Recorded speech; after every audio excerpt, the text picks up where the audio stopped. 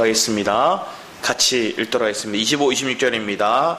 시작. 한밤중에 바울과 실라가 기도하고 하나님을 찬송하며 제수들이 듣더라. 이에 갑자기 큰 지진이 나서 옥토가 움직이고 문이 곧 다 열리며 모든 사람의 매인 것이 다 벗어진지라.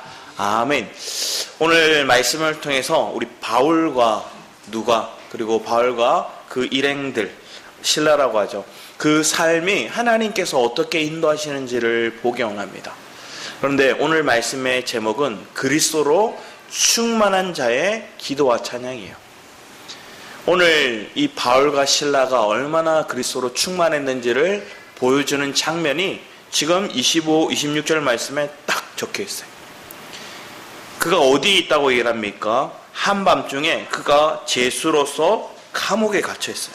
24절 말씀에 보면 그가 착고에 묶여 있대요. 그 다리에 착고가 묶여 있다는 건 우리가 알고 있는 그 쇠사슬이 그냥 하나 덜렁 묶여 있는 게 아니라 긴 긴 나무에 다리를 쭉 벌려가지고 이렇게 찢어 넣듯이 해가지고 다 이렇게 묶어 놓는 거예요. 뭘 하지도 못해요. 어떻게 보면 그의 모습은 불편하고 부끄럽고 또 몸에 어떻게 보면 이 앞에 말씀에 보면 많이 맞고 했어요. 22절 말씀, 무리가 일제히 일어나 고발하니 상관들이 옷을 찢어 벗기고 매로 칠하여 많이 친 후에, 거의 많이 쳤다는 것은 죽기 직전까지 때렸다는 거예요. 많이 맞고 죽을 위기에 겪고 난 다음에 다리가 쪽 벌려진 채 묶여가지고 차디찬 그 바닥에 누워있는 거예요. 그런데 그 어려운 상황 중에서, 그 불편한 상황 중에서 오늘 말씀에 뭐라고 적혔습니까? 한밤중에 바울과 실라가 기도하고 하나님께 찬송하며 하나님께 예배 드렸다는 거죠. 하나님께 기도와 찬양을 올려드렸대요. 내 인생이 한밤중이에요. 내 삶이 한밤중을 깊은 어둠을, 깊은 밤을 겪고 있는 거예요. 그런데 그 상황 가운데 바울과 실라는 하나님께 먼저 무엇을 찾았던 거예요? 내가 깊은 밤을 맞아요. 내가 깊은 어둠을 내 삶 가운데 부딪혔어요. 그런데 그 상황 중에 하나님께 기도와 찬양을 드렸던 게 이 바울과 실라와 그들 일행들의 모습이었어요. 그런데 오늘 먼저 봐야 될 것들은 16장의 시작이 어떻게 되는가를 봐야 되는 거예요. 바울이 원래 바나바와 함께 1차 전도여행을 갔어요. 1차 전도여행 때는 어디를 갔습니까? 14장 말씀 쭉 보면 갈라디아 지역에서 아시아 지역을 돌았어요. 아시아로 복음을 전하러 다녔어요. 그리고 성공적으로 돌아와요. 돌아온 다음에 다시 재정비를 하고 전도를 가는 거예요. 근데 바나바 의견이 충돌이 되어서 분리되죠. 그러고 바울은 이 실라와 함께 복음 사역을 2차 전도여행을 가는 거예요. 원래 목적은 소아시아, 다시 아시아로 가는 거예요. 1차 전도여행 때 갔던 곳 다시 점검하면서 그들과 다시 은혜를 나누면서 그 지역을 돌려고 했는데 하나님께서 그들의 가는 길들을 막으시는 거예요. 내가 예상했고 내가 계획했고 내가 좋을 거라고 생각했던 그 기준들을 하나님 다 막으시는 거예요. 내 길을 막으시는 것 같은 거예요. 분명히 하나님을 위해서 일을 하는 거죠. 분명히 그 이전에 더 성과를 이룰 수 있을 것 같은, 더 많은 사람들에게 영향을 끼칠 수 있을 것 같은 그런 길들을 준비하고 가려고 했는데 하나님 하나하나 막으신 거예요. 함께 가려고 했던 동역자도 관계가 틀어지게 만들기도 했고 원래 가려고 했던 이 아시아 지역도 못 가게 막으셨던 거예요. 그런데 그 중에 어디로 갔냐면 그가 이 아시아 지역으로 가지 않고 여기 먼저 얘기하는 것도 어디냐면 우리 6절 이하 말씀 보면 이렇게 적혀요. 성령이 아시아에서 말씀 전하지 못하게 하시고 성령이 감동이 되는 거예요. 예수로서 충만하니까 성령의 임재가 성령의 말씀하심에 귀 기울이는 거예요. 그래서 내 기준에 내 생각에 옳다고 생각하고 좋다고 생각하고 성공적이라 생각했던 그 길을 내가 가는 게 아니라 내 속에서 역사하시는 그 충만하신 영이 그 성령의 인도하심을 따라 가는 거예요. 그 성령이 나에게 말씀하십니다. 아시아에서 말씀 전하지 말라는 거예요. 사실은 이 아시아 지역이 어땠냐면 지금 다른 복음을 전하는 자들이 들어오기 시작했어요. 그 다른 복음 전하는 자들이 뭘까요? 갈라디아서 말씀에서 보면 많은 이들이 바울이 전했던 그 그리스도만을 믿는 것이 중요한 게 아니라 너희들이 과거에 행하던 유대의식을 똑같이 행해야 된다는 거예요. 영지주의자들이 들어오기도 했어요. 또 과거에 행하던 그런 율법을 행하도록 하는 자들이 들어왔어요. 그런 상황이 지금 펼쳐지고 있는 거예요. 암암리에. 다 지금 바울은 알지 못했어요. 하지만 바울은 지금 어디로 가고 있느냐? 이 유럽 지역을 가게 하나님 하시는 그 지역의 시작이 마케도니아예요. 배를 타고 건너는 이 아시아 지역을 건너서 유럽을 향해서 가는 거예요. 성령이 아시아의 말씀을 전하지 못하게 하시는 그들이 부르기아와 갈라디아 땅으로 다녀가 무시아 앞에 이르되 비느니아로 가고자 애쓰되 예수의 영이 앞에 성령이라 했고 지금은 예수의 영이 허락하지 않은 주님의 영이 그 성령이 가려고 하는 길을 다 막는 거예요. 아시아로 말씀 전하지도 못하게 만들고 가려고 하던 길도 못 가게 막으시는 거예요. 그러면서 9절 말씀에 다시 밤에라고 적혀있어요. 어둠 가운데 밤중에 이렇게 해요. 밤에 뭐라고 있었을까요? 그들이 가는 길들이 막혔어요. 하나님 명확하게 알려주지 않으셔요. 그들은 기도했을 거예요. 왜? 내가 답답하니까 내 길이 막히니까 더 깨어서 하나님께 기도하는 거예요. 제가 2009년도에 선교를 갔어요. 그 중국 안에 위구르 민족이라고 있어요. 약 1000만 명 정도 사는 민족들이 있거든요. 근데 이 민족이 특이해요. 1000년의 역사는 불교를 섬겼고요. 1000년의 역사는 이슬람을 섬기고 있어요. 지금도 여전히 이슬람을 섬기고 있어요. 근데 제가 갔을 그때 당시에 1000만의 이 위구르 민족들 중에서 예수 믿는 사람이 약 500명 정도 있다고 했어요. 그 민족을 향해서 복음을 전하기 위해 갔어요. 복음을 전하려고 또 그 사역을 하려고 가서 뜨거운 마음으로 같이 막 기도했거든요. 첫날 도착해서 자고 그 다음날 아침부터 어디에 도착하자마자 짐을 풀고 대학을 갔어요. 근처에 있는 대학을 갔어요. 가서 복음을 전하고 학생들을 만났는데 방학이 되어서 학생들이 별로 없다는 거예요. 없는 친구들 몇몇을 보면서 같이 얘기하고 교제하면서 우리는 한국에서 왔다 얘기를 하면서 막 교제하면서 친밀해졌어요. 그래서 어떤 친구 전화번호를 받기도 하고 그냥 저희가 먼저 복음을 전하지 않고 만나려고 연락처도 받고 언제 만나자 막 이렇게 얘기를 했었어요. 그리고 돌아와서 밤에 같이 예배를 했거든요. 호텔에 이 강당 같은 곳이 있잖아요.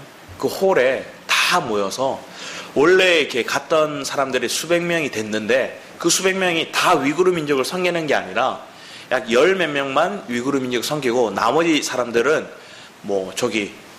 몽골 지역을 가기도 하고 아니면 다른 지역 곳곳으로 퍼져서 아니면 파키스탄 지역을 통과하기도 하고 저 아랍 쪽으로 가는 이런 길들이 열려졌어요. 그래서 그런 사람들이 많이 있는데 그 중에 저희는 위구르에 남아있는 거였는데 마지막 날 이 예배가 끝나고 나면 다 뿔뿔이 흩어지는 거였어요. 흩어지려고 하는데 거기서 같이 마지막으로 예배 드리자고 막 찬양하고 예배했어요. 막 기도하고 하나님 앞에 부르짖고 이 민족들 저희가 섬기고자 했던 각각 파트의 민족들을 놓고 기도했어요. 너무 뜨겁게 기도하고 끝났는데 다음날 아침에 어떻게 됐을까요? 유혈 사태가 난 거예요. 그래서 위구르 민족이 지배 민족인 한족과의 어떤 엄청난 갈등이 심하거든요. 그래서 피지배 계층에 대한 어떤 억압된 마음으로 이 위구르 사람들이 한족을 향해서 뭘 했냐면 길에 보면 보도블록이 있잖아요. 그 보도블록을 들고 그 한족을 때려서 죽인 거예요. 그래서 위구르 민족과 한족과의 갈등이 엄청 고조돼 가서 군대가 막 들어왔어요. 그래서 군대에 막 장갑차가 들어오고 민족 유혈 사태가 더 커질 것 같으니까 막 버스 안에서도 사건 사고가 일어나고 이러니까 문제가 생긴 거예요. 그래서 문제가 생기자마자 다른 팀들은 빨리 속히 이 소식을 듣자마자 다 나갔어요. 다 빨리 묶일 수 있으니까 뭐 기차를 타고 뭐 차를 타고 막 다 떠났어요. 그리고 우리가 위구르 민족을 섬기고자 했던 우리만 남아있는 거예요. 남아있는데 뭐 했을까요? 아무것도 할 수 없는 거예요. 왜? 못 나가게 막았거든요. 밖에는 뭐 장갑차 군인들이 막 수백 명, 수천 명이 막 곳곳에 배치되어 있는 거예요. 저희 호텔 바로 앞에도 군인들이 막 있는데 호텔 밖에서 이렇게 걸어 잠그는 게 아니라 호텔 안에서 막 쇠사슬로 묶어서 못 들어오게 이렇게 잠궈놨어요. 아무것도 못하니까 저희들 열 몇 명이 남아서 우리가 할 수 있는 게 기도와 찬양밖에 없는 것 같다. 우리가 여기 와서 뭐 할 수 있는 게 없다. 뜨거운 마음으로 어제까지 밤까지 막 뜨거운 마음으로 복음 전할 것들에 대해서 막 열기가 막 뜨거웠는데 아무것도 못하는 거예요. 처음에는 여기 있는 뿌이엔 거기에 있는 일하는 사람들을 섬기고자 했어요. 전도하자. 그리고 또 한 가지 우리가 할 수 있는 것들이 기도와 찬양을 하자. 그래서 24시간 릴레이로 돌아가면서 두세 사람씩 기도를 찬양을 계속 이어왔어요. 근데 안 좋은 소식만 오는 거예요. 이 지역이 다른 뭐 전쟁 지역처럼 뭐 이라크나 뭐 다른 지역처럼 전쟁 지역으로 우리나라에서 관광이 못하게 하는 지역으로 막힌다는 거예요. 그런 소식을 들으니까 더 마음이 무거운 거예요. 올해는 갇혀가서 며칠째 그 안에 있어요. 딱 하루 도착하자마자 대학에 가서 복음 전한 거 그거 말고는 한 게 없어요. 기도하고 막 찬양했어요. 예배하고 그러는 중에 하나님 마음을 주시는 거예요. 그러면서 하나님이 그 마음 가지고 주셨던 것들이 이 민족을 향한 아버지의 마음이 어떠한가를 막 저에게 부어주셨거든요. 그래서 그들 위해서 눈물로서 막 기도했어요. 그러면서 그 과정 다음에 여기에 묶여있지 말자 생각해서 그 다음에 방법이 뭐냐면 한 친구, 연락처 받았던 친구 한 명이 있었거든요. 그 친구가 사는 지역으로 가자 해서 어떻게든 뚫고 나가자 해서 막 버스를 막 찾았어요. 그 버스를 찾아서 겨우 버스를 한 대 대절해서 가게 된 거예요. 그런데 그 가는 여정이 너무나 험했어요. 막 멀었거든요. 근데 그 과정 속에서 하나님께서 우리에게 버스 안에서도 막 찬양하게 했어요. 원래 한국에서 평택에서 배를 타고 갈 때부터 찬양하게 했고 예배하게 했고 또 평택에서 중국에 도착해서 그 위구르 지역까지 기차를 타고 약 48시간 정도 갔어요. 기차 타고 그 지역까지 가는 동안도 계속 찬양하게 했어요. 배 타고 24시간, 기차 타고 48시간 정도. 도착해서 겨우 이제 복음 전하고 이제 갇힌 것처럼 며칠 동안 또 호텔 안에 생활하고 그리고 또 거의 12시간 정도를 이렇게 버스를 타고 그 사람 이닝이라는 지역으로 이렇게 갔거든요. 근데 그 과정 속에서 불평불만이 나올 법도 한데 우리 속에서 먼저 24시간 기도할 때 우리가 준비되었는지를 점검하게 했어요.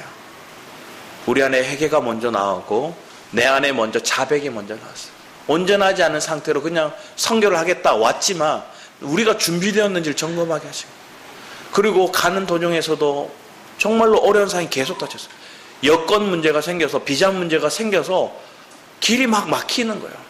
비자 문제도 생기고 유혈 사태가 일어나기도 하고 또 그 과정 속에서 숙소를 잡지 못해서 밤중에 막 뺑뺑이 돌았어요. 헤매고 다니는데 신고가 들어온 거예요. 신고가 들어와서 제가 갔던 그 팀은 한 명은 이렇게 내성마비로 휠체어를 타는 친구였고 한 명은 지적 장애를 가져서 약간 말이나 행동하는 게 온돌했던 친구였어요. 그런 친구들이 같이 막 동네를 돌아다니고 있으니까 공안에 신고가 들어간 거야. 신고가 돼서 공안에 잡혔어요. 잡혔더니 너희들 왜 왔냐고 막 추궁하는 거예요. 여행 왔다고. 여기 여행지가 아니라고. 여기 한국 사람 오는 데 아니라고. 숙소는 정했냐고. 안 정했다고. 막 그러니까 그 공안이 다 알아봐 주는 거야. 그러면 숙소도 알아봐 주는데 여기 자국민의 호텔에서 받는 가격과 외국인이 받는 가격이 틀려요. 그래서 가격이 엄청 비싸거든요. 비싸게 막 비싼 곳을 저에게 소개하는 거예요. 그래서 저희들 얘기했어요. 돈 없다고. 우리 그냥 이렇게 맨발로 걷는 거 보면 모르겠냐고. 우리의 꼴을 봐라고 하니까 그 사람이 공안이 아는 곳을 다시 소개해서 현지인 가격으로 좋은 곳을 막 소개해서 호텔도 알아봐 주는 거예요. 우리는 거기 모여서도 생각이 이런 거예요. 밤마다 모여서 얘기했어요. 기도했어요. 왜 문제가 생길까? 왜 막힐까?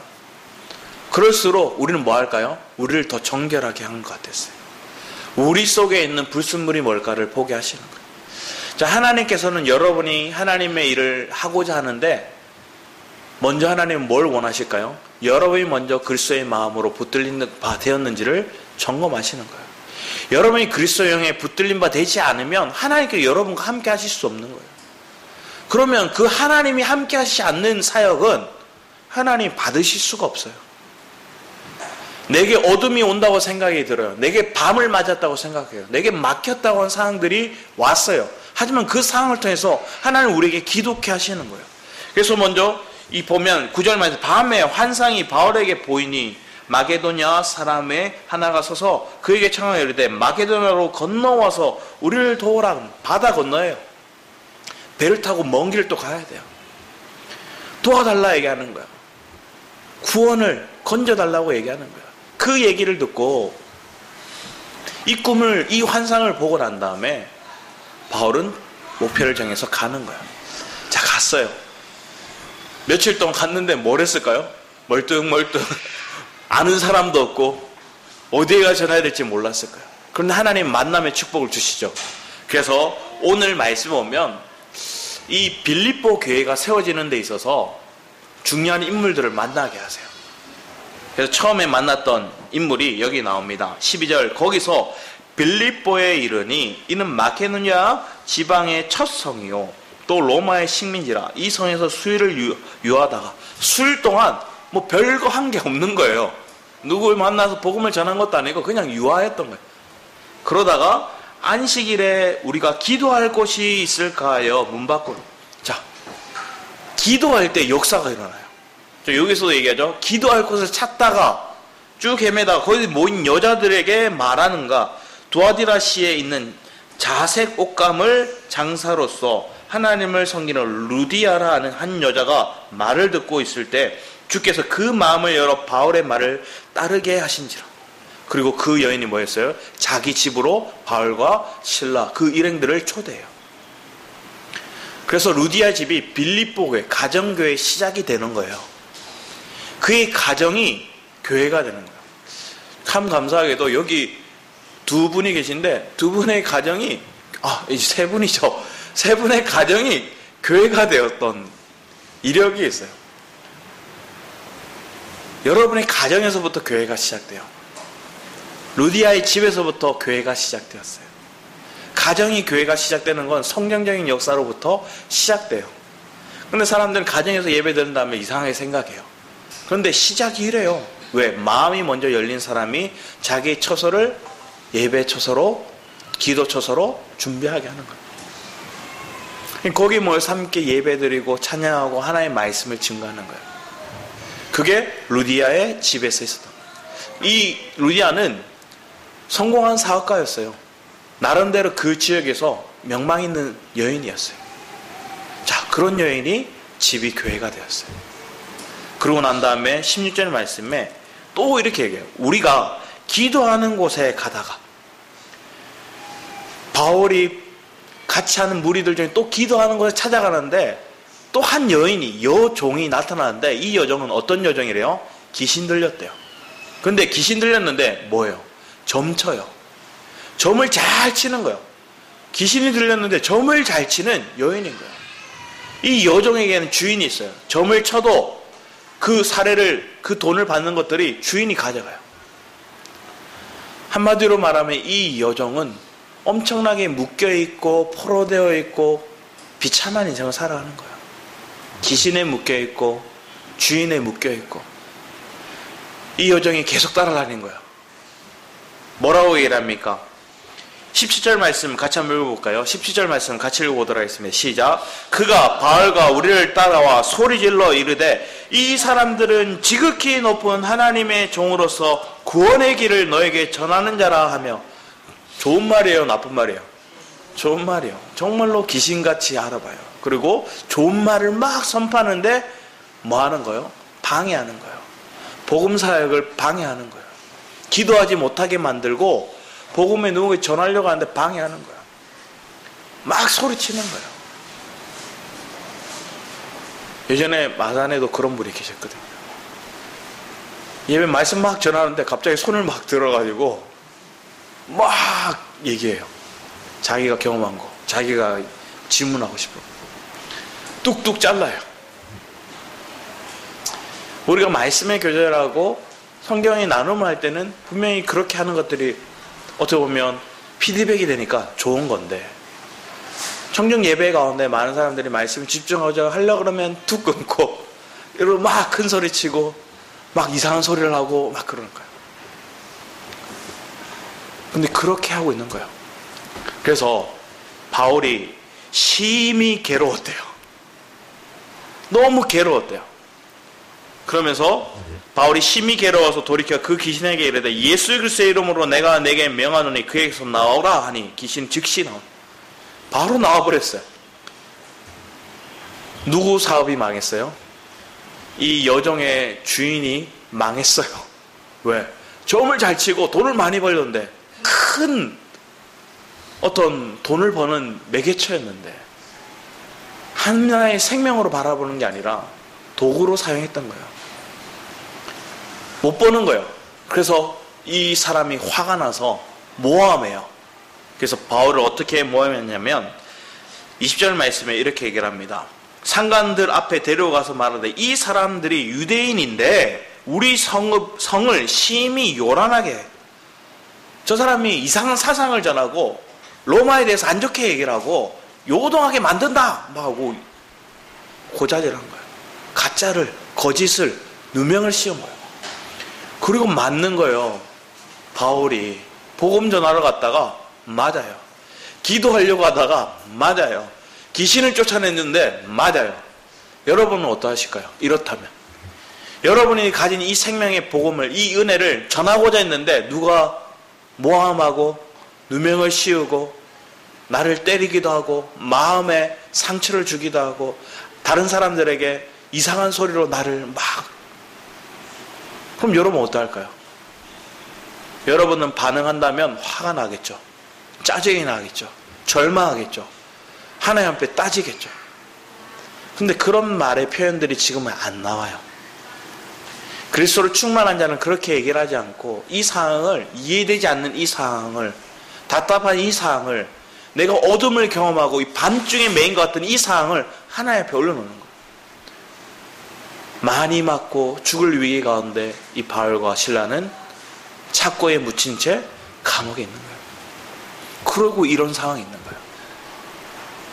그 다음에 이 빌립보 교회를 세운 데서 중요한 인물을 만나는 거예요. 자, 감옥에 갇혔어요. 바울은 얼마든지 풀려날 수 있어요. 왜? 첫 번째 이유는 그가 로마인이에요. 로마 시민권자를 가졌어요. 로마 시민권을 가진 사람이다 얘기했으면 안 맞았어요. 갇히지도 않았어요. 근데 말하지 않아요. 자기가 가지고 있는 어떤 위치를 써먹지 않아요. 로마 시민권을 가졌다고 얘기를 하기만 해도 그들은 두려워서 손대지 못해요. 왜? 로마의 지금 지배를 받고 있는 지역이 이 빌립보 지역이었어요. 그런데 그들에게 말하지 않았어요. 두 번째, 앞에 얘기했던 그 루디아라는 여인이 엄청난 힘이 있었을 거예요. 그 여인을 통하기만 해서도 풀려날 수 있었어요. 그 여인이 가지고 있는 덕망이나 그 여인이 가지고 있는 힘을 가지고 빠져나올 수도 있을 법한데 그걸 말하지 않아요. 인간적인 자기의 실력, 노력, 어떤 방법을 사용하지 않는 게 지금 바울이에요. 자기의 시민권도 지금 전도받아서 은혜 충만한, 어떻게 해서든 바울을 돕고자 했을 이 루디아를 말하지 않아요. 언급하지 않아요. 그리고 감옥에 갇혀 있는데 하나님의 역사요. 찬양하고 기도했더니 하나님께서 막 역사하셔서 막 지진 같은 거 일어나며 막 건물이 흔들리고 착고가 풀려버려요. 그런데 여기서 중요한 것들은 그들이 그렇게 맞고 그렇게 갇힌 상태인데도 예배하고 찬양하는 모습을 다른 감옥에 갇힌 죄인들도 봤어요. 감옥에 갇힌 이들도 봤어요. 어떻게 저럴 수 있을까? 풀려난 다음에 바울과 실라의 착고가 풀려난 다음에 그들은 도망가지 않아요. 문이 열려요. 감옥 문이 열렸어요. 도망가지 않아요. 근데 바울과 실라만 도망가지 않은 게 아니라 거기에 있던 다른 죄수들도 도망가지 않아요. 감옥 문이 열려있는 걸 간수가 봐요. 보자마자 자기가 당직인데 자기가 이걸 지켜야 되는데 못 지켰어요. 그러면 어떻게 돼요? 자신뿐만 아니라 자기 가족까지 다 죽게 생겼어요. 그래서 자기는 죽으려고 해요. 그 자리에서 죽으려고 해요. 그때 바울이 말려요. 그리고 바울이 얘기하는 거예요. 그 내용이 27절 이하의 말씀에 얘기하는 거예요. 간수가 자다가 깨어 옥문이 열린 것을 보고 죄수들이 도망한 줄을 생각하고 칼을 빼어 자결하려 하거늘 바울이 크게 소리질러 이르되 내 몸을 상하지 말라. 우리가 다 여기 있노라 하니. 죄수들이 다 풀렸지만 감옥문이 열렸지만 우리 도망 안 갔다. 여기 다 있다. 그들을 데리고 나가 이르되 선생들이여 내가 어떻게 하여 구원을 받으리까? 그들 앞에 엎드렸어요. 놀라운 모습을 본 거예요. 도망갈 수 있는데 그들은 도망가지도 않고 그대로 있는 거예요. 신비함을 느꼈어요. 그 로마의 간수로서, 어떻게 보면 감옥을 지키는 간수로서 그는 다른 사상들, 다른 민족들에 대한 교육들이 있었어요. 그리고 하나님에 대한 얘기도 분명히 들었을 거예요. 그리고 실제적으로 저 사람이 유대인이라고 해서 잡혔는데, 그리고 저 유대인으로서 그들을 혼란스럽게 한다, 요란스럽게 한다 해서 잡혔는데 저가 비상해요. 저 도망갈 수 있는 상황에 도망을 안 가요. 그리고 그에게 엎드려요. 그리고 그에게 구원에 대해서 얘기를 하는 거예요. 우리가 과연 어떻게 해야 구원을 받으리까 얘기를 했어요. 그랬더니 유명한 말씀이 있죠. 이르되 주 예수를 믿으라. 그리하면 너와 내 집이 구원을 받으리라 하니. 여기서 너만 구원받을 거야 이렇게 얘기하지 않았어요. 간수에게 너와 내 집이 구원을 받을 거라. 이 간수가 그 가족과 함께 이 빌립보 사역을, 빌립보 교회를 세우는 데 있어서 크나큰 역할을 해요. 앞에서 귀신 들렸던 이 여정도 믿었을까요? 안 믿었을까요? 믿었을 거예요. 루디아, 자주장사 루디아도, 그리고 여기서 나오는 여정도, 귀신 들렸던 여정도, 그리고 간수도 밤중에 이해되지 않는 상황 가운데 하나님께 그 길들을 여셔서, 하나님이 그 길들을 열어서 내가 이해되지 않지만 가게 하시니까, 이해되지 않을 때 그들은 뭐 했어요? 답답한 상황을 맞았어요. 잘 풀려야 되잖아. 하나님 가라 했으니까. 근데 죽을 고비를 느껴요. 감옥에 갇혀요. 잘 풀려야 되는데 풀릴 것 같으면서 안 풀려요. 그리고 하나님이 또 열어주셨어요. 감옥 문을 열어주시기도 하고 착고들 풀어주셨는데 그 과정을 통해서 내 살 길만을 찾지 않았어요. 내가 거기서 나갔어요. 그럼 누가 죽었어요? 간수가 죽었을 거예요. 근데 빌립보 교회가 온전히 세워지지 않았겠죠. 내가 감옥에 갇혀있지만 내 살 길이 열렸지만 내 살 길을 먼저 생각하는 게 아니라 이 상황을 하나님 왜 주셨지? 그리고 이 상황을 통해서 죽으려고 하던 저를 살리는 거예요. 그리고 그가 그의 입술로 어떻게 해야 구원을 받습니까? 하고 고백하는 거예요. 주 예수를 믿으라. 너와 내 집이 구원을 받으리라. 그의 집으로 가요. 그의 집에서 또 그의 가족들이 구원을 받게 돼요. 온 가족들이 구원을 받는 거예요. 그러고 난 다음에 뭘 해요? 바울이 나는 로마 시민이다 이제 이래요. 매 맞을 거 다 맞고 감옥에 갇힐 거 다 겪어요.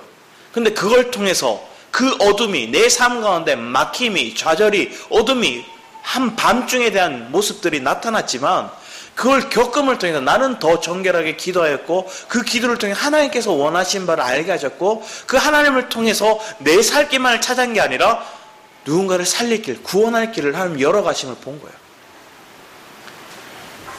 그걸 통해서 자기가 로마 시민이다 얘기했던 이유가 뭘까요? 그렇게 말해야 저 간수도 사실은 살아요. 그래서 그 간수의 가정도 살리고 자기도 살 길이 열리는 거예요. 그 뒤에 37절 말씀에 그 말이 나와요. 바울이 이르되 로마 사람인 우리를 죄도 정하지 아니하고 공중 앞에 때리고 옥에 가둬 감옥에 가둘 수 있어요. 질문할 수 있어요. 근데 왜 때렸냐는 거예요. 로마 시민인데. 그런 가정을 바울은 모든 것들을 그들이 두렵게 만들어서 모든 것들을 안배하고 빌립보 교회가 든든히 세워질 수 있는 길을 열어간 거예요. 루디아와 이 간수의 가족들이 더 든든히 교회를 세워가게 하셨던 거예요. 우리 뒤에 말씀을 볼까요? 다음 말씀 한번 보여주시겠어요? 우리 갈라디아 4장입니다. 갈라디아 로마서 8장입니다. 로마서 8장 26절 말씀 같이 한번 읽어보겠습니다. 선생님, 로마서 8장 26절 말씀 같이 한번 읽어보겠습니다. 시작. 이와 같이 성령도 우리의 연약함을 도우시나니 우리는 마땅히 기도할 바를 알지 못하나 오직 성령이 말할 수 없는 탄식으로 우리를 위하여 친히 간구하시니라. 이해되지 않는 상황이 여러분에게 닥치나요? 우리의 연약함이 드러나나요? 내 속에는 죄가 드러나기도 하고 내가 이해되지 않고 풀리지 않는 상황이 내게 닥치나요? 그러면 성령이 여러분을 위해서 탄식하세요. 여러분을 위해서 누가 먼저 기도하냐? 성령이 여러분 속에서 탄식하며 기도하는 거예요. 그러면 여러분을 위해 간구하는 거예요. 그 기도의 간구가 뭘까요? 여러분이 그 뜻을 알기 원하는 거예요. 근데 그 뜻을 알 수 있는 길이 어떻게 할까요? 여러분도 기도해야 돼요. 우리 뒤에 히브리서 말씀도 한번 봤으면 합니다. 히브리서 13장 15절 같이 한번 읽어보겠습니다. 시작. 그러므로 우리는 예수로 말미암아 항상 찬송의 제사를 하나님께 드리자. 이는 그 이름을 증언하는 입술의 열매니라. 우리가 예수로 말미암아 찬송의 제사를 하나님께 드리자. 그걸 통해서 그 이름에 증언하는 입술의 열매를 얻는 12장 말씀에 믿음의 조상들에 대해서 얘기를 하고 12장 말씀에 우리가 사생자가 아니라 하나님 우리를 세우셨다면 우리에게 징계가 있다 얘기한 게 12장 말씀이에요. 근데 그 징계를 통해서 하나님 우리를 깨닫게 하시는 거예요. 우리의 굽은 다리와 연약한 무릎을 일으켜 세우시는 거예요. 그러면서 우리가 찬송해야 될 것, 기도해야 될 것 무엇인지 깨닫게 하시는 거예요. 그러면 내가 예수로 말미암아 우리의 찬송의 고백이 무엇인지를 더 깊이 알게 되는 은혜가 주어지는 거예요. 우리 시편 63편 말씀 한번 봤어야 합니다. 시편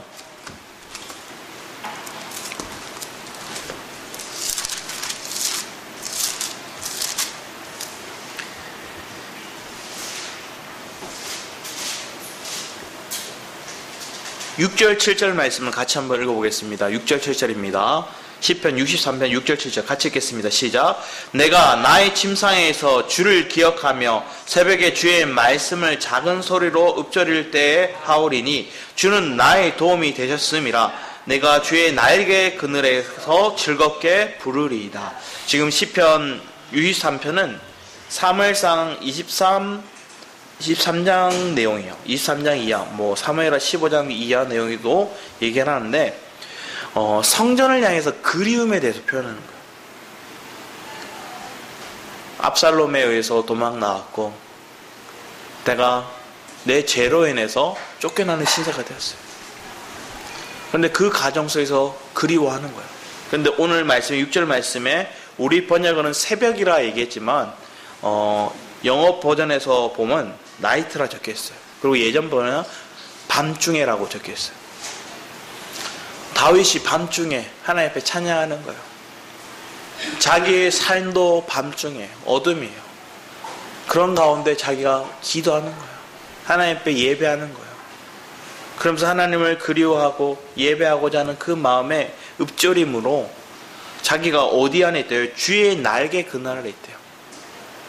내가 지금 도망자 신세지만, 내가 쫓기는 신세지만, 내가 지금 내 왕궁을 버리고 이렇게 도망 나온 시설이지만 하나님이 나와 함께 하시고 내가 그 그늘 아래 있다는 믿음의 고백들로 기도하고 있는 거예요.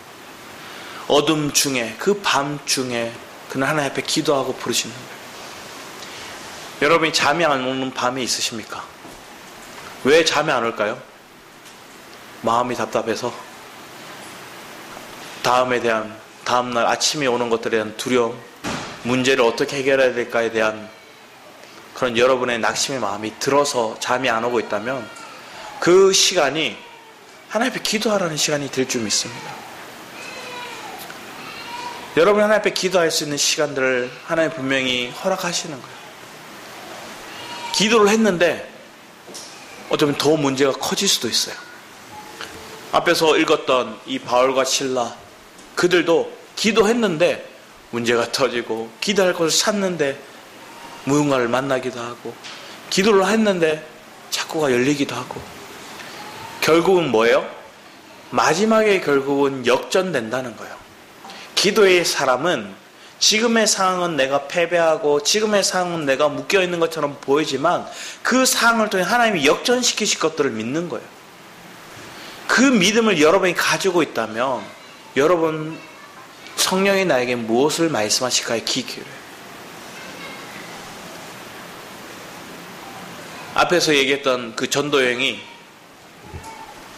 이제 앞에 얘기했던 그 대학의 친구를 만나러 갔어요. 만나러 가는데 그 친구가 자기 아버지 집이 식단을 하신대요. 그래서 식단을 우리를 다 초대했어요. 갔는데 정말로 큰 식당인 거예요. 그러면서 맛있는 걸 막 공짜로 내줘요. 막 먹었어요. 먹다가 우리 마음 가운데 이 친구를 정말로 전도해야 되겠다 생각이 들었어요. 전도해야 되겠다는 생각이 들어서 우리 팀이 다시 모여서 얘기를 한 거예요.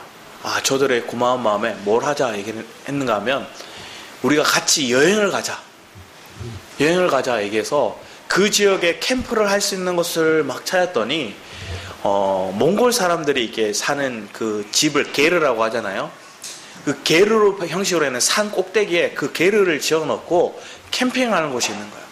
그래서 저희가 그곳을 알아봐서 그 친구와 그 친구의 친구를 초대해서 같이 갔어요. 캠핑하면서 같이 막 놀고 게임도 하고 하다가 마지막에 복음을 전했어요. 한 친구가 막 놀라는 거예요. 얼굴빛이 막 바뀌어요. 복음을 전했더니. 우리가 막 축하해주면 당신은 사랑받기 위하여 그 찬양을 막 중국어로 막 불러줘요. 위구르 말로 막 불러줘요. 그래서 막 좋아하다 막 쑥스러워하다가 결국은 우리가 복음을 전하니까 그들이 막 무서워하더라고요. 그리고 끝까지 복음을 전하고 그들에게 CD를 줬어요. 이 CD를 주면서 그가 하나님에 대해 좀 알았으면 좋겠다. 그랬더니 이 친구들이 처음에는 막 이렇게 사색이 표정이 안 좋다가 나중에는 조금씩 그래도 수용해 주는 거예요. 그리고 또 다른 지역을 갔어요. 다른 지역을 갔는데 저희 친구 중에서도 한 친구가 이게 눈에 장애가 있는 친구가 있었는데 똑같이 한 신혼 부부를 만났는데 그 부부의 아내가 똑같이 눈에 질병이 있는 친구였어요. 우리에게 따뜻한 호의를 베푸는 거예요. 그래서 저랑 이렇게 말 몇 마디 못하는데 제가 책 잡으면서 막 떠듬떠듬 말했어요. 그리고 우리를 그 지역을 소개해 주겠다면서 막 돌아다니는데 막 별거 없어요. 막 강가 가고 막 이렇게 하면서 소개해 주는 그 지역을. 그러면서 그 친구들에게 밥을 먹자고 얘기하고 식사를 하고 끝나고 난 다음에 또 다른 곳을 이렇게 관광시켜 주겠다고 이렇게 저를 데리고 가길래 잠깐 얘기했으면 좋겠다고. 얘기했으면 좋겠다고 하고 그들에게 제가 떠듬떠듬 그 복음 사형리를 그 친구들에게 읽어줬어요. 읽어주니까 처음에는 이렇게 이상하게 쳐다보다가 고맙다는 거예요. 우리에게 좋은 걸 전해주기 위해서 온 것 같으니 고맙다는 거예요. 그 친구들에게 복음을 전하고 또 복음을 전하는 그 가정 속에서 마음에 하나님이 주시는 감동이 있었어요. 그 친구들 선물도 하고 또 다시 CD를 주고 그러면서 그들이 그 뒤로는 연락을 할 수 없었어요. 왜? 연락처를 못 받았거든요. 하지만 그들에게 복음을 전하고 그들이 따라했어요. 예수 믿는 것들에 대해서 따라하는 거예요. 하나하나. 그게 너무 감사했어요. 따라해 주는 것들이. 그들이 그 뒤로 하나님을 믿게 그들이 입으로 시인한 것들로 하나님 분명히 받으셨습니다. 입으로 시인하게 만들었고 또 하나님 고백하게 하시는 거예요. 그러고 난 다음에 다른 지역에 선교 갔던 사람들과 함께 투르판이라는 지역에 다 모였어요. 선교 보고를 하기 위해서 몽골을 갔던 사람들 아니면 다른 파키스탄을 갔던 사람들 다 모여서 그 위구르 사람들이 사는 지역 중에서 투르판이라는 지역에 모였어요. 모여서 같이 보고를 하는데 한 친구의 고백들이 참 놀라운 거예요. 복음을 전하러 갔는데 어떤 분이 나와서 자기들을 맞아주래요. 왜 맞아줬는가 얘기를 하는가 보니 어제 전날 밤중에 꿈을 꿨는데 흰 옷을 입고 빛나는 분이 나와서 오늘 다른 사람들 외국인들이 지나갈 건데 너희들이 손님이 올 거야. 그 손님을 맞으라는 거예요. 2009년도에 그게 말이 되는 거예요. 실제로 2009년도에 그 꿈을 통해서 그 사람들을 만났고 그들이 같이 부르짖고 기도하면서 그들에게 복음을 전하고 그들이 온 가족들이 복음을 받아들이는 거예요. 또 지나가다가 한 친구는 이만큼 혹이 난 친구 있어요. 물혹이 난 친구. 그래서 하나님 마음에 감동을 줘서 기도하라는 거예요. 같이 기도하니까 그 물혹이 막 작아지는 거예요. 은사적인 역사를 말하고자 하는 것들이 아니라 실질적으로 어떤 사명의 복음의 어떤 이 개척지와 같은 곳에는 하나님 기도할 때 그런 놀라운 일들이 많이 일어나는 거예요. 근데 오늘 한국에 왜 안 일어날까요? 안 믿거든요. 갈급하지 않거든요. 그들은 어떤 의료시설도 받을 수 없고 그들이 와서 전하는 말을 쉽게 받아들이고 믿어요. 믿으니까 역사가 일어나더라는 거예요. 믿으니까 구원의 역사가 일어나고 치료의 역사가 일어나더라는 거예요. 같이 찬양해요. 예배해요. 우리의 삶에 하나님께 지금 다가와서 말씀하는 게 있어요. 지금은 뭔가 뛰어난 착고가 풀리거나 뭔가 이런 병이 치료되거나 이런 일들은 안 일어날 수 있지만 더 중요한 게 있어요. 여러분이 그리스도의 생명으로 영의 임재 가운데 나아가면 뭐가 떠나갈까요? 어둠의 영이 떠나가요. 여러분과 함께하는 이들 가운데 그들의 마음의 어둠이 떠나가요. 그들 마음 가운데 있던 불평과 불만이 떠나가요. 여러분이 그리스도의 마음으로 다가가서 그리스도의 생명으로 그들에게 나아가면 생명을 그들에게 전할 수 있는 거예요. 죽고자 하는 자들에게 생명을 전하게 되고 절망에 빠진 자들에게 희망을 주기도 하고 더 이상 불만과 짜증과 원망의 마음에 가득한 사람들에게 감사를 회복할 수 있는 길을, 평안의 길을 회복할 수 있는 길들을 여러분이 전할 수 있는 거예요. 그러면 여러분 지금 뭔가 병을 치료하고 뭔가 문제가 해결되는 그 놀라운 역사들보다 더 뛰어난 역사가 뭐냐? 보이지 않는 세계 속에서 어둠의 영을 몰아내고 그들 가운데 빛을 전할 수 있는 게 축복인 거예요. 여러분 하나님 그걸 원하시는 길을 여러분이 지금 우리에게 주신 줄 믿습니다. 자, 그러려면 먼저 여러분 속에 있는 어둠이 떠나야 되는 거예요. 여러분 속에 있는 한밤중에 속한 것들이 떠나야 되는 거예요. 그 중에 있는 내 모습을 발견하고 그 모습에서 주님의 성령을 의지하며 기도하고 또 그 어둠에 있더라도 내가 이것의 환경에 연연한 자가 아니라 이것을 뛰어넘는 찬양을 할 수 있는 자가 여러분의 삶 가운데 고백되어지는 거예요. 예수님은 마가복음 14장 38절 말씀에 기도하시는 가운데 제자들에게요. 지금 시험의 때인데 너희들이 깨어있으라. 근데 그들이 계속 자요. 네가 깨어서 기도해야 육의 연약함으로 너희들이 넘어질 거다. 오늘 이 시대 똑같아요. 시험인들이 우리에게 마구잡이로 오는 거예요. 주는 우리에게 깨어있으라 얘기를 해요. 너희들이 육이 약하기 때문에 넘어질 수밖에 없다는 거예요. 영 안에서의 기도를 하라고 말씀하시는 거죠. 그러면 여러분 마음 가운데 하나님 주시는 갈망들을 발견하고 그 주님을 찾는 거예요. 우리 뒤에 말씀을 볼까요? 이 여호사밧 왕에 대해서 얘기를 하는데 우리 역대하 20장 20절 21절 말씀 같이 한번 읽어보겠습니다. 시작. 이에 백성들이 아침에 일찍이 일어나서 드거와 들로 나가니 가갈 때 여호사밧이 서서 이르되 유다와 예루살렘 주민들아 내 말을 들을지어다. 너희는 너희 하나님 여호와를 신뢰하라. 그리하면 경고히 서리라. 그의 선지자들을 신뢰하라. 그리하면 형통하리라 하고 백성과 더불어 의논하고 노래하는 자들을 택하여 거룩한 예복을 입히고 군대 앞에서 행진하며 여호와를 찬송하여 이르기를 여호와께서 감사하세. 그의 인자하심이 영원하도다 하게 하였더니. 지금 여호사밧 왕은 남유다의 네 번째 왕이에요. 그의 아버지는 아사 왕이었고 그 아사 왕은 칭찬받는 왕이었어요. 여호사밧도 나름대로 하나님 앞에 바로 서고자 했고 우상과 그런 산당을 제거하려고 했어요. 그런데 그가 북이스라엘과 타협을 많이 하거든요.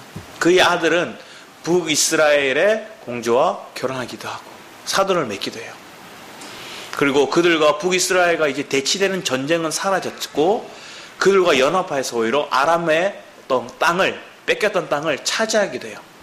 근데 오늘 이 장면에서 모압과 암몬이 연합 군대를 통해서 이 남유다를 공격하는 거예요. 두려웠어요. 여호사밧 왕이. 근데 그때 하나님께서 만군의 여호와가 너와 함께 하시겠다 말씀하심으로 그 말씀을 통해 너가 뭘 하라 하면 성가대를 조직하라 얘기하는 거예요. 찬양하기만 싫어. 예복을 입히고 군대 앞에 행진하면서 여호와를 찬송하라 얘기하는 거예요. 승전가를 먼저 고백하는 거예요. 여러분 삶에도 하나님께서 먼저 얘기하시는 게 있어요. 여러분이 어떤 대치되는 대적과의 다툼이 있나요? 그때 하나님께 여러분이 말씀하시는 너희가 먼저 찬양하라는 거예요. 여호와의 이름을 통해서 찬양하라는 거예요. 만군의 여호와가 이미 승리하셨다. 이미 역전됐다는 것들을 선포하라는 거예요. 지금 내가 공격당하고 지금 어려움을 겪을 수 있지만 하나님이 얘기하시는 게 이미 찬양하라. 우리 발레라는 어떤 모습을 발레하는 사람들을 보면 발레리노나 아니면 발레리나나 그들을 가르치는 사람들이 자주 강조하는 게 있어요. 뭐냐면 인상표 얘기한다는 거예요. 표정 관리해 얘기한다는 거예요. 어떤 동작을 가르치는 것들을 그런 것도 중요하겠는데 더 중요하게 얘기한 게 표정 관리해 얘기하는 거예요. 발레라는 게 엄청 힘들대요. 그래서 예전에 어떤 글을 봤는데 김두한, 싸움 주먹 강한 김두한이 발레리노하고 싸움을 했대요. 그런데 엄청 날렵하더라는 거예요. 그래서 자기가 나중에는 발레리노하고는 싸우지 말 것들에 대해서 막 얘기했다고 하는 거예요. 그만큼 힘든 운동, 어떻게 보면 유연성도 필요하고 힘도 필요한 게 발레라는 어떤 스포츠라는 거죠. 그런데 발레가 다른 스포츠하고 다른 것들이 있대요. 그게 뭐냐면 표정이 힘든 티를 내면 안 돼요. 발레 공연을 하는데 인상 찌푸리면서 하는 발레리나를 보셨나요? 없을 거예요. 바로 내려올 거예요. 표정 관리를 해야 돼요. 점프를 계속하고 힘든 동작도 하고 하는데 그들은 표정 관리를 해야 되는 거예요. 다른 운동은 뭐예요? 축구 선수를 보면 영상이 뭐예요? 욕하는 것도 나오잖아요. 뭐 신발하고 막 얘기하고 욕하는 입 그대로 막 찍혀요. 막 짜증내고 막 하는 게 보여요. 힘들면 힘든 표정을 막 지어요. 다른 스포츠는 힘들면 힘든 표정을 내기도 하는데 발레는 그렇게 못하는 거예요. 그런데 이 발레는 더 뭐 하느냐면 힘든 표정을 티를 못 내는 것도 있고 끝나고 나면 운동선수들은 뭐예요? 끝나고 나면 음식으로 자기를 막 어떻게 보면 보상을 받기도 하고 하잖아요. 근데 발레 하는 사람들은 그게 안 된대요. 체중이 조금만 달라져도 점프가 달라진대요. 동작이 달라진대요. 그러니 체중 먹고 나서도 어쩌면 운동을 하고 나서도 뭔가 공연을 하고 나서도 뒤에 관리가 필요한 거예요. 철저하게. 근데 이 발레 하는 사람들은 같이 군무를 하는 사람, 같이 하는 사람들이 있고 또 솔로로 동무를 하는 사람이 있어요. 그런데 이것보다 더 위에 보통은 우리가 성악이나 다른 걸 보면 솔리스트, 혼자 하는 사람, 악기를 연주하는 사람이나 찬양하는 사람이나 솔로가 중요하잖아요. 근데 그 솔리스트보다 더 뛰어난 게 뭐라고 했냐면 우리 프리마돈나라는 게 있대요. 그게 뭐냐면 남녀가 같이 호흡하면서 공연하는 거예요. 그래서 최고 상위에 있던 사람, 최고 레벨에 있는 사람들이 그 프리마돈나로 남녀가 같이 공연을 하는 거예요. 그게 발레에서 최고 높은 단계래요. 근데 그 과정을 겪기 위해서 서로가 뭐 할까요? 많은 부딪힘, 실패, 실수들이 있고, 또 남자 같은 경우는 여자를 또 들어야 되고 더 힘들어야 되는데 더 표정 관리를 해야 돼요. 여자도 더 큰 이 몸을 맡겨야 돼요. 남자에게. 서로의 호흡이 필요한 거예요. 그러려면 서로가 티를 내지 않아야 되겠죠. 조금만 상대가 실패했다고 막 짜증을 내고, 상대가 이 사람이 무겁다고 티를 내고 이러면 하모니가 이루어지지 않았겠죠. 그럼 둘 다 잘릴 거예요. 프리마돈나에서. 그런데 호흡하고 서로를 배려하는 거예요. 그런데 가정도 그래요. 교회도 그래요. 우리가 하나님께서 하모니를 이루게 하시는 거예요. 가정에서도 우리는 부족해요. 부족하니까 단계로 올라가요. 단계로 올라가면서 때로는 어려움을 겪지만 그 가정 가운데 여러분이 누굴 찾고 있냐는 거예요. 여러분 힘으로 그걸 감당할 수가 없어요. 그래서 하나님께서 우리가 그리스도의 영에 붙들린 바 되기를 원하시는 거예요. 내가 밤중에 겪었어요. 부부 관계도 밤중에 와요. 어둠을 겪게 돼요. 너무나 환하게 밝고 좋을 때만 있는 게 아니라, 장밋빛 인생만 있는 게 아니라 저 사람이 꼴도 보기 싫을 때가 오는 거예요. 교회 성도도 서로 교제하면 막 좋다가도 저 사람 보기 싫을 때가 오는 거예요. 저 사람 왜 저래? 저 목사 왜 저래? 말투가 왜 저래? 행동이 왜 저래? 밥 먹는 게 왜 저래? 오늘 어떤 분이 들었는데 협력 목사님이 밥 먹는 모습만 봐도 막 보기 싫더래요. 입에 막 묻히고 먹는 게 보기 싫더래요. 뭐 그걸 와서 목사님한테 막 상담하는 거예요. 목사님이 그 목사님한테 가서 밥 좀 깨끗이 먹으라고 얘기할 수가 있나요? 못해요. 근데 그런 모습이 일어나는 거예요. 근데 서로를 배려하고 서로에 대해서 뭔가 단계로 이해할 수 있고, 또 여러분의 삶 가운데서 내가 그 다음 단계를 힘들지만 티를 내지 않을 수 있는 것. 억지로 하는 것들은 어딘가 폭발하게 되어 있어요. 그런데 억지로 하는 게 아니라 여러분 그리스도 안에서 그걸 할 수 있는 믿음과 은혜가 있기를 축복합니다. 우리 다음 말씀을 볼까요? 시편 150편 말씀이에요. 우리 1절부터 5절까지 같이 한번 읽어보겠습니다. 시작. 할렐루야. 그의 성소에서 하나님을 찬양하며 그의 권능의 군창에서 그를 찬양할지어다. 그의 능하신 행동을 찬양하며 그의 지극히 위대하심을 따라 찬양할지어다. 나팔 소리로 찬양하며 비파와 수금으로 찬양할지어다. 소고치며 춤추어 찬양하며 현악과 퉁소로 찬양할지어다. 큰 소리로 나는 재금으로 찬양하며 높은 소리 나는 재금으로 찬양할지어다. 시편의 맨 마지막, 우리의 영적인 맨 마지막 단계, 계시록도 맨 마지막이 뭐를? 찬양으로 끝나요. 시편도 맨 마지막에 찬양으로 끝나요. 여러분의 신앙의 가장 높은 단계에 뭐예요? 여러분들이 찬양하는 거예요. 어떤 상황, 어떤 환경에서도. 내가 삶의 어둠을 겪을 때도, 밤을 겪을 때도 여러분을 찬양하는 것이고, 여러분이 너무 힘들어서 티가 날 수밖에 없는 상황 가운데서도 내가 주의 은혜를 누리면 찬양이 나와요. 여러분 모든 것들을 통해서 여러분 악기도 다양하죠. 다양한 모든 것들을 가지고 찬양하는 거예요. 여러분 모든 삶을 찬양하는 거예요. 여러분이 가지고 있는 모든 환경, 모든 어떤 사람들, 어떤 도구를 가지고 있어라도 하나님을 찬양하는 거예요. 그런 은혜가 저와 여러분 삶 가운데 넘치기를 축복합니다. 우리 함께 기도하도록 하겠습니다. 사랑해 주님 감사드립니다. 우리의 삶 가운데 아픔이 오기도 합니다. 이해되지 않은 상황이 오기도 합니다. 인생의 깊은 밤에 우리가 속할 때 그 어려운 순간에 우리가 주를 예배하고 주를 찬양한 자들 되게 하여 주셔서, 그럴 때 하나님 우리가 생명의 열매를 맺게 하시고 그 열매 맺음을 통해서 우리는 더 깊이 하나님께 찬양을 올려드리며 하나님을 영광스럽게 하는 복된 은혜가 넘칠 줄 믿습니다. 실제적인 우리의 경건의 삶이 우리 성도들의 삶을 통해서 드러나게 하시고 날마다 깨어서 주와 동행하는 그런 주 예수와 함께 충만한 은혜를 누리는 그런 삶이 우리 성도들의 삶이 되도록 주장하여 주셔서 감사드렸고 주 예수 그리스도의 이름으로 기도드렸습니다. 아멘. 이 시간 우리 충만이라는 찬양 함께 고백했으면 좋겠습니다.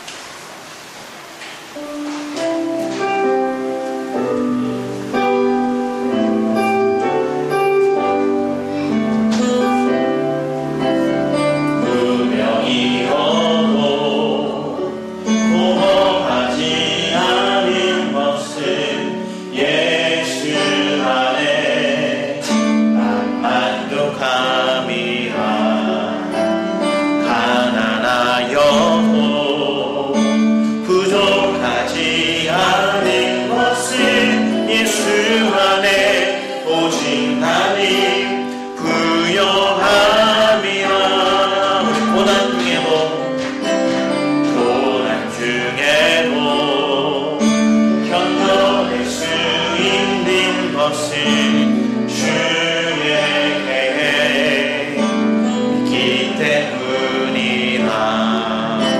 실패하여도 일어설 수 있는 것은 예수 안에 오직 나는 승리하리라. 난 예수로 충만하네. 세상 모든 것들고 그렇지 않네. 난 예수로 충만하네.